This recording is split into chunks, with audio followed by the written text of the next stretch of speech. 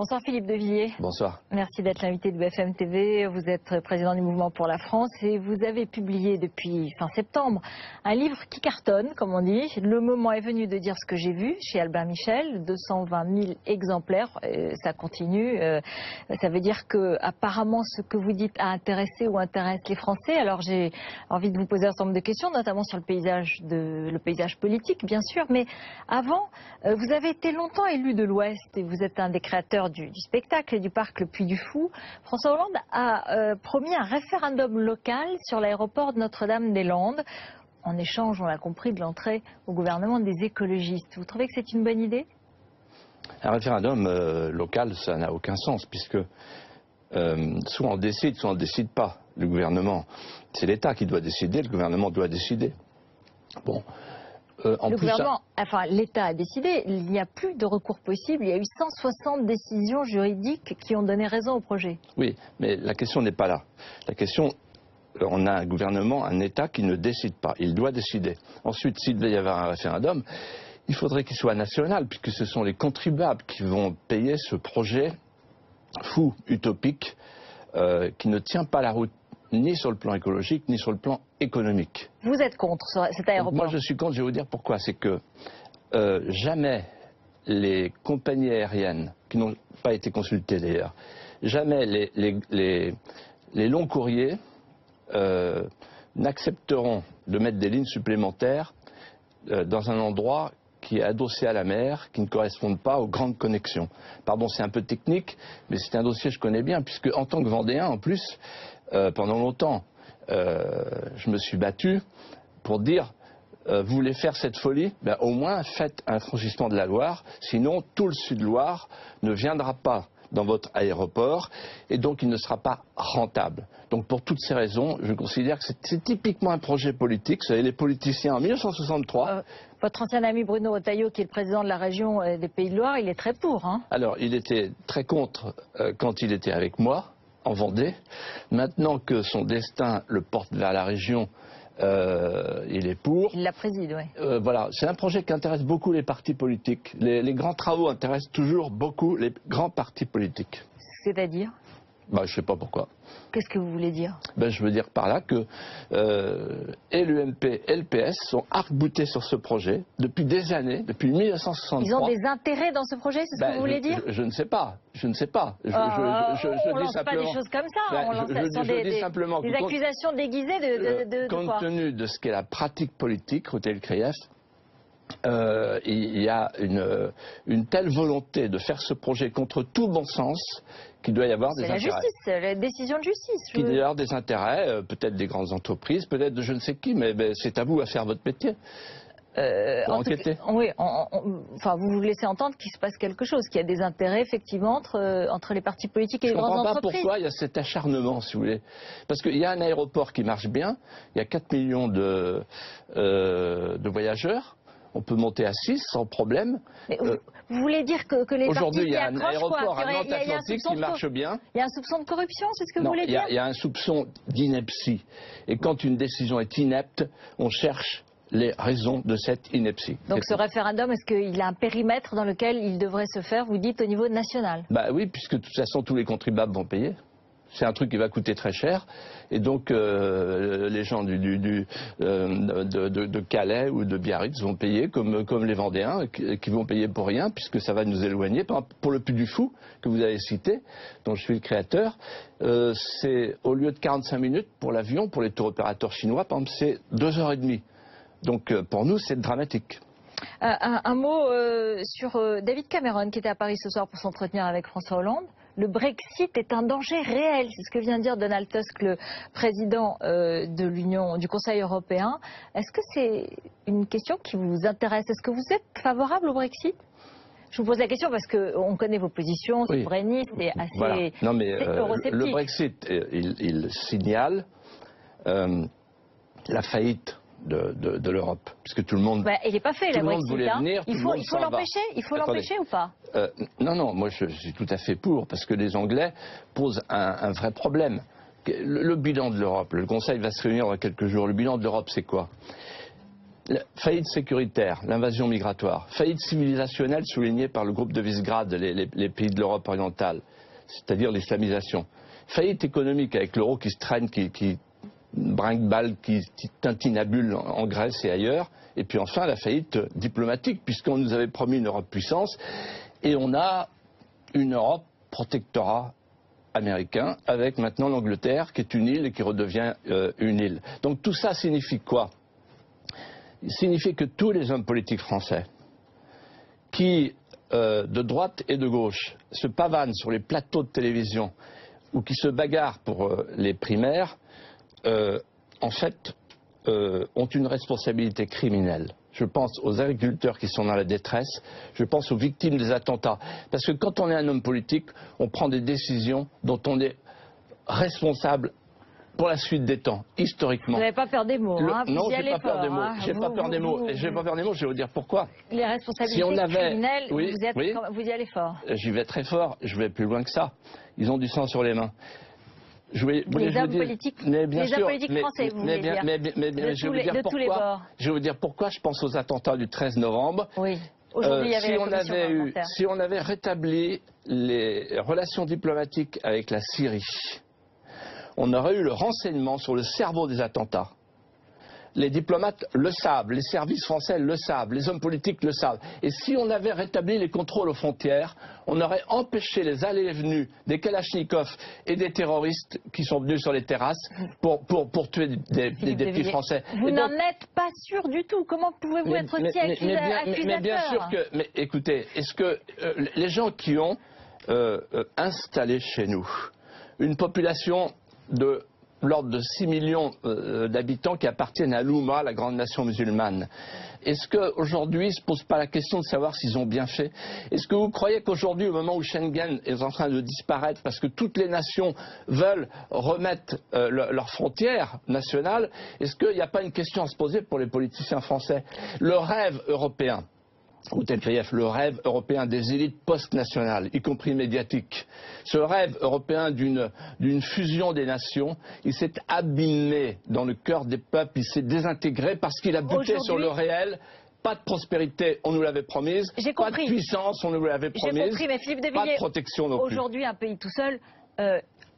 en Europe ne peut pas se défendre non plus. On a besoin d'être ensemble, de mettre en commun nos forces. Alors peut-être que ça ne fonctionne pas, peut-être que ça ne marche pas, peut-être qu'on n'y parvient pas. Mais en tout cas, on est théoriquement bien plus fort ensemble que séparés. Mais vous avez devant ce danger. Vous avez mille fois raison. C'est ce que j'allais vous dire. Il faut en fait tenir compte de l'échec de cette déconstruction européenne qui est sous nos yeux et qui se traîne. Et pour construire l'Europe du XXIe siècle, c'est quoi l'Europe du XXIe siècle? C'est une Europe qui sera plutôt tournée vers l'Eurasie, sans négliger l'Atlantique évidemment, mais plutôt tournée vers l'Eurasie parce que les puissances de l'avenir c'est la Russie mais surtout la Chine et l'Inde. Et deuxièmement qui sera établie sur les souverainetés nationales parce que pour que ça marche l'Europe, il ne faut pas brutaliser les gens, vous voyez, comme on fait avec Orban, comme on fait avec la Pologne, etc. Enfin, vos modèles, c'est les Polonais et les Hongrois. Les Polonais et les Hongrois ne sont pas très contents, ils défilent dans les rues contre leur gouvernement, Philippe de Villiers. Oui, enfin, aujourd'hui. Les gouvernements élus démocratiquement ne sont pas très contents de Bruxelles. Et Bruxelles les menace en disant si vous continuez, vous êtes les mauvais élèves, on va vous mettre un bonnet d'âne et vous allez être dehors à la porte. Et donc il faut respecter les souverainetés nationales et faire une Europe, faire une Europe qui aille de l'Atlantique à l'Oural. Est-ce que vous voulez dire aujourd'hui, vous avez entendu Henri Guénaud, l'ancien conseiller de Nicolas Sarkozy, il a déploré qu'il n'y ait pas de sensibilité gaulliste à l'intérieur de cette primaire de la droite, qu'on ait perdu un peu le sens justement peut-être du souverainisme. Alors vous seriez candidat peut-être dans cette primaire pour faire entendre cette voix? Il n'y a pas assez de candidats là. Il y en a 7 déclarés, peut-être 10, mais vous pouvez être le 11e, ça ferait une équipe de foot comme a dit Jean-Christophe Cambadélis. Moi je ne veux pas participer à une opération interne de ceux qui sont responsables du désastre où nous sommes. Ceux que j'appelle, parce qu'ils ont coulé la France, les naufrageurs en cravate. Et donc, moi, je ne suis pas là en face de vous comme quelqu'un qui veut quelque chose. Je suis très bien au Puy du Fou. J'ai une autre vie. elle me va bien cette vie d'entrepreneur, de créateur. Je voyage dans le monde entier. Normalement, vous faites un livre et vous parlez de politique et vous avez un discours politique quand même. Et en même temps, j'écris. Et c'est moi qui écris mes livres d'ailleurs. Hein. Et donc, j'écris, oui, parce que je tire la sonnette d'alarme, parce que je ne peux pas faire, vous savez ce que disait Lamartine, honte à qui peut chanter pendant que Rome brûle. Donc, pendant que Rome brûle, pendant que la France brûle, je ne peux pas être comme ça, reposant sur mes lauriers. Il y en a beaucoup d'autres qui disent ça. Mais de là à descendre dans l'arène, à descendre dans la piscine sanguinolente pour rejoindre les caïmans et les crocodiles, très peu pour moi. Et donc ma parole est libre, et là ce soir, elle est totalement gratuite. Je n'ai aucune envie, si c'est ça votre question, aucune envie de redescendre dans cette arène qui est un cloaque. Et comment vous jugez ce qui s'est passé tout le week-end, justement, la multiplication des candidatures, les profils des uns et des autres si Alain Juppé, par exemple, qui est toujours très bien placé dans les sondages, était le candidat de la droite et du centre, il y aura un espace à la droite extrême. Peut-être que vous iriez à ce moment-là comme candidat. Je ne sais pas ce que vous appelez la droite extrême.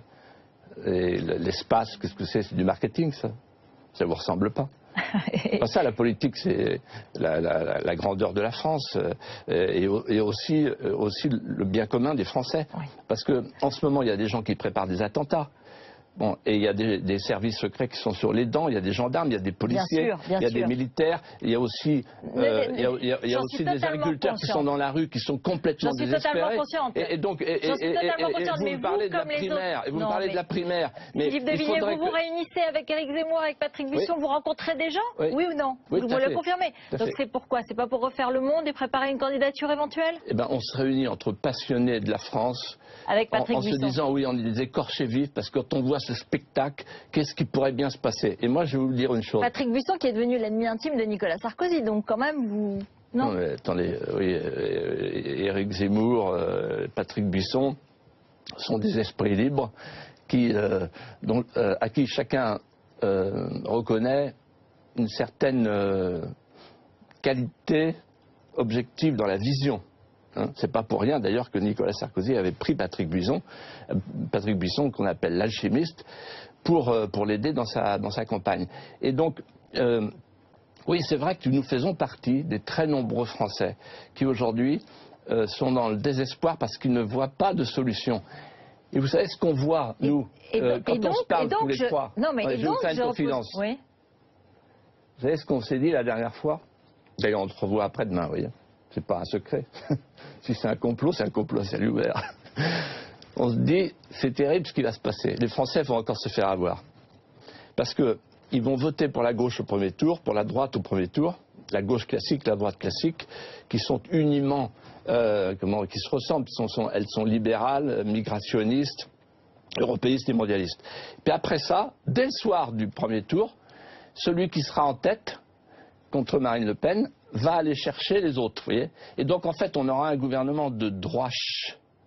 On aura un président de droite élu par la droite classique et la gauche classique. Mélange de droite et de gauche, c'est ça? Voilà. Peut-être que c'est ce que veulent les Français. Hein. Alors, c'est peut-être ce que veulent les Français, mais les Français, ils veulent qu'on rétablisse les frontières, ils veulent qu'on ait une politique de fermeté, ils veulent qu'on retrouve une agriculture prospère, qu'on arrête les délocalisations. J'entends que vous réfléchissez et que cet espace, même si vous considérez que je pense que c'est du marketing, c'est un espace que vous analysez avec beaucoup d'attention. Est-ce que vous pourriez vous rapprocher du Front National? Vous êtes invité par Robert Ménard du 27 au 29 mai à Béziers? Alors, Robert Ménard n'est pas au Front National. Oui, il était au séminaire de la semaine dernière. Robert Ménard, je le connais quand il était gauchiste, hein, donc je le connais depuis très longtemps. C'était votre collègue. Est-ce que vous pourriez vous en rapprocher? C'était votre collègue à l'époque, Reporters sans frontières. Ouais. Donc, il a bien changé. J'ai pas honte de lui. Ah non, il a pas. Au contraire, il n'a pas du tout changé. Non, simplement, il s'est aperçu des choses, voilà. Et donc, c'est un homme très honnête, pour lequel j'ai une profonde estime. Voilà. Et donc, mais moi, je ne participe pas à ce genre de colloque. Et j'ai toujours été, moi, membre de la droite classique. Je vois aujourd'hui une chose qu'il faut bien regarder. Vous savez, le proverbe, quand le doigt montre la lune, le sceau regarde le doigt. Vous voyez, donc les journalistes ont tendance à regarder le doigt, c'est-à-dire on regarde Marine Le Pen. Et puis beaucoup disent, ah là là, vous vous rendez compte, Marine Le Pen, c'est... Non, il faut regarder qu'est-ce qui se passe? Qu'est-ce qui se passe? C'est qu'en fait, le Front National, aujourd'hui, traduit la souffrance identitaire. Les gens ne savent pas à qui se vouer. Et donc, en fait, ils font un vote, on l'a vu au régional, un vote de protestation, mais ce n'est pas pour ça que c'est un vote d'adhésion. Aujourd'hui, il y a un très grand vide dans la vie politique française, parce qu'on ne met plus la France au milieu de nos préoccupations. Chacun défend un destin et une carrière personnelle. Nicolas Sarkozy qui a publié La France pour la vie et qui fait 110 000 exemplaires, c'est vous qui me l'avez appris tout à l'heure, et qui espère continuer à bien vendre son livre. Il parle des questions identitaires. Il peut répondre à ces questions peut-être? C'est ça l'arnaque. Et l'arnaque, ça consiste à faire campagne sur les idées de la survie, la rupture. Vous allez voir demain, cette fois-ci on a compris. Et puis ensuite, quand on est au pouvoir, à faire l'ouverture. Vous voyez? Et c'est ce qu'il a déjà fait, c'est ce qu'il refera demain, c'est ce que fera Juppé demain. Juppé, il a dit l'autre jour, il faut un pacte avec l'islam. Non, oui, il a dit ça. L'islam républicain, l'islam qui reconnaît les valeurs de la République. Donc en fait, il accepte l'islamisation de la France, autant le dire. Il accepte les Français musulmans qui ont leur place en France. Tous ces gens-là, ils sont au pouvoir depuis des années et des années. Et ils ont donc démontré leur impuissance et surtout leur capacité à se tromper. Et c'est pas parce qu'on se trompe tout le temps qu'on doit acquérir un nouveau droit de se tromper devant les Français. Et vous savez pourquoi ils se trompent? Parce qu'en fait, ils n'ont plus la boussole. Il n'y a qu'une boussole pour la vraie, la grande politique. C'est la France. Merci beaucoup. Merci d'être venu sur notre plateau, Philippe de Villiers. Restez avec nous. Dans un instant, le journal de Rachida Marquis et puis le politologue et le publicitaire Jacques Séguéla, Roland Quérol. On revient sur l'actualité.